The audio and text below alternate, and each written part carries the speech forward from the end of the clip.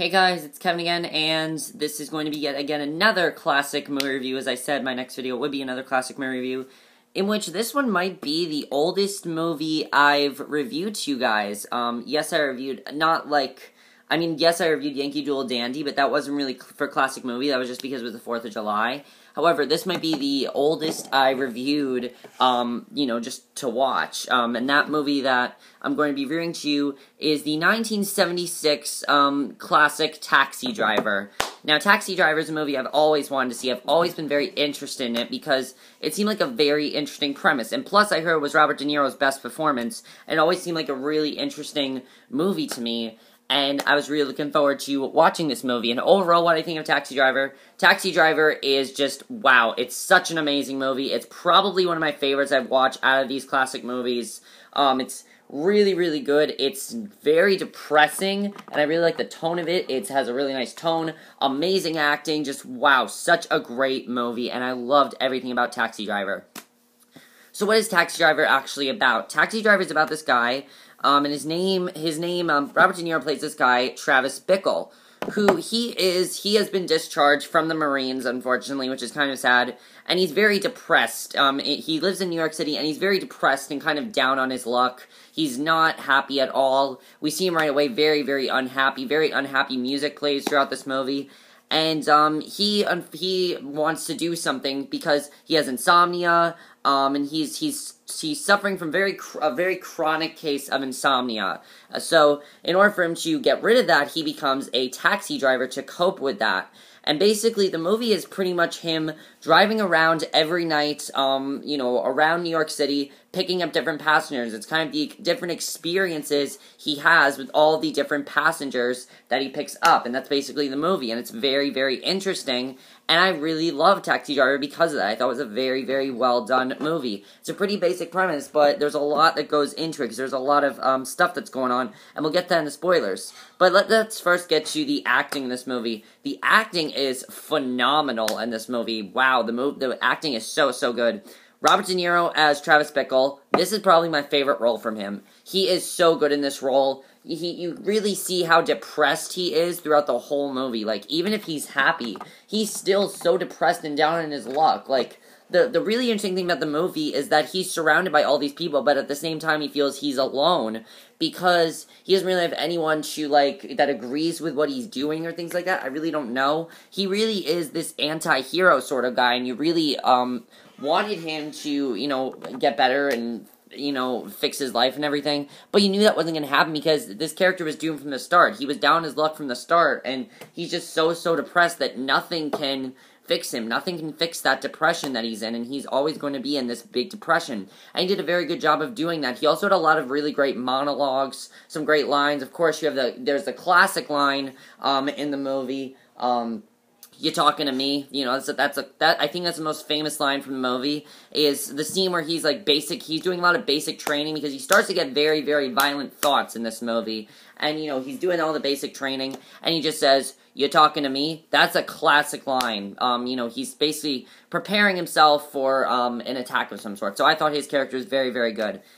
Jodie Foster in this movie, also very good. But I liked about her character, Iris. Now, he meets up with this girl, Iris, towards the third half of the movie, I'd say. Her character, I really liked her character because we really didn't know what her character wanted to do. She plays this prostitute that he picks up, and he really wants to help her out, and I thought she did a really good job. Again, we don't really know what she wanted. We don't know if she told him, "Oh, I'm fine with being a prostitute, I don't really care." And the thing is, we didn't really know if she wanted to be a prostitute. We didn't know if she wanted to go return back to her parents. We really didn't know, and I thought she did a really great job with that performance. She was only 13 years old when she did this role, and she did an amazing job. And apparently, during this role, Jodie Foster actually had to get, psychologically tested to make sure that this would not scar her for life, because there are some pretty violent scenes in this movie, so I found that pretty interesting, actually, because, she was only 13, and they had her do this movie. I do understand why they did that, but I thought that was kind of interesting when I looked that up. So I definitely thought she did a really good job in the movie, though, and I really liked her performance. Harvey Keitel as Matthew, he was also really good in the movie. I thought he did a really, really good job. I liked his character a lot. I just thought he was really good. The other character I really liked was Sybil Shepherd as Betsy, who is basically Travis's love interest, that he's a very hard to get woman. She doesn't really like him, but he likes her. He has like this deep infatuation with her, and he really likes her, so I thought she did a really nice job as well. And the only other character I think we'll talk about is Peter Boyle as Wizard. Wizard is kind of the character that tells him to become more violent, things like that. I thought he was a very good character as well. I really enjoyed his character, and he was very, very good. Alright, so now I've talked the acting, now we have to get into the spoilers of the movie. So if you have not seen Taxi Driver, don't listen to the spoilers, because there's a big part of this movie that I don't want to reveal, that if you guys have not seen, I don't want to reveal the best part of this movie to you guys. Alright, so of course, we have to talk about the one thing that I was very surprised about, is when he actually decided not to have sex with Jodie Foster's character, and instead to take her in and get her back to her parents. I was very surprised by that, because I thought this guy was basically a psychopath. I thought this guy was just start killing people right then and there, and he's like, no, I want to get you back to your parents, and I thought that was very interesting. I did find it also interesting that he really didn't give her a choice. She had to go back to her parents just because he thought that was the right thing to do. He didn't even give her options. He's not like, okay, what do you want me to do? He didn't ask her that. He just assumed that this is what she wants, and he didn't really ask her. So I thought that was kind of interesting that he didn't really ask her what she wanted. So I thought there was a good twist, though. I did like the twist in this movie. And then, of course, the very end of the movie, there's that huge shootout with that guy that is trying to have sex with Jodie Foster's character. We don't know if she was enjoying it or whatever. All we know is that he kills this guy, and the cops come in. He looks like he's about to kill himself, and he returns Jodie Foster back to her parents. And then, of course, the ending of the movie, the big thing that people don't know is, was the ending in Travis's head, or was it real? In my opinion, I think it was real, and that final shot of the movie really shows that nothing can fix him. He's still going to be the same demented guy we knew from the beginning of the movie. He's still going to be that way, and there's nothing you can do to fix that, you know. And also, of course, the one thing I will say about this movie is, the one thing that everyone thinks about this movie is the mohawk. That reveals a huge part of the movie. I don't know why they put that in all the posters, because that reveals a huge thing in the movie that should not be revealed. You know, at first, he's not so violent, but then at the end of the movie, he becomes a lot more violent, and that's why he gets the mohawk. So I thought that was also very interesting. I really enjoyed that about the movie, was the way they did that.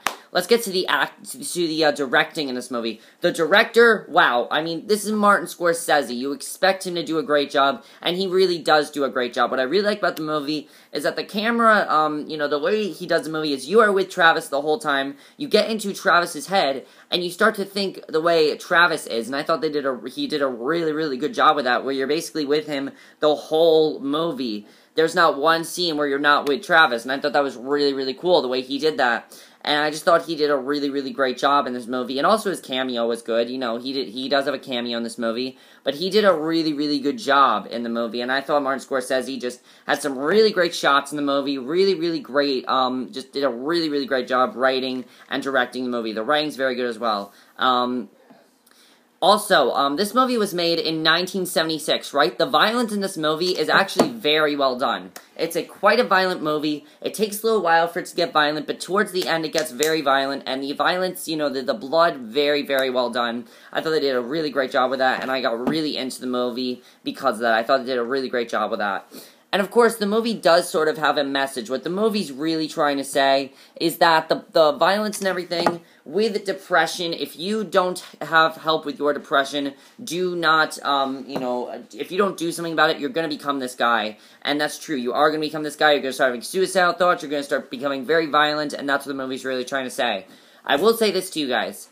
If you are depressed, and you decide to watch Taxi Driver, don't do it. Don't watch Taxi Driver. You'll become so more depressed than you already are. If you're like me and you're not depressed right now, then fine, you can watch it. But if you are depressed, don't watch Taxi Driver. It's probably the most depressing movie I've ever seen. The music is very depressing. That's the other thing I gotta commend them on. The music. The music puts you right into the mood of the movie. You know, the music, it makes the movie so sad and everything. And it just adds to the sadness of the movie. And I think it did such a great job with doing that. Because from hearing that music, I became sad. I became depressed from watching this movie. If you're not depressed, you're gonna become depressed while watching this movie. And that's fantastic because it just sucks you in. It sucks you into Travis's head, and you really get into his character, and you really start to feel like him, and it's very, very interesting the way they do that with this movie. And I thought that was very, very well done. So yeah, I thought that was also very well done. As I said, if you're depressed, don't watch the movie, because you're going to become more depressed, and you're going to become as depressed as he is. But overall, I loved Taxi Driver. I thought it was an amazing movie. By far, Robert De Niro's best performance. I've not seen Raging Bull yet, so that could change when I watch Raging Bull, but I will be watching that one eventually. But overall, I love Taxi Driver. I thought it was an amazing movie. For a movie in the 70s, also very well done, because I'm not a huge fan of, like, I like movies in the 70s, but at the same time I don't, because I don't know, I just find some of them kind of boring. But this one was definitely very, very well done. I thought, Robert De Niro, as I said, did an amazing job, and I really, really loved everything about Taxi Driver. It was an amazing movie, and if you guys, and I will say this, it's another movie, just like American Psycho, where a lot of people might not like, because if you're depressed, don't watch it. But if you're not depressed, it's a really terrific movie. And if you guys have not seen Taxi Driver, definitely, definitely, definitely check it out, because it's amazing. Alright, so that's it for my review of Taxi Driver. I hope you guys enjoyed it. I'm going to try to review at least one more movie for you today. I don't know, because the next movie I'm watching is like over 2 hours. So I don't know if I'll be able to put it up today, but I will watch it today. I'll start it today. I don't know if I'll finish it today, but I'll start it today, and we'll see. But that's my review. Hope you enjoyed it, and I'll see you guys in my next video, which will either be for the Game of Thrones season finale or for another classic movie review. So we'll see you. So I'll see which one it is. So I'll see you guys for that. Okay, bye.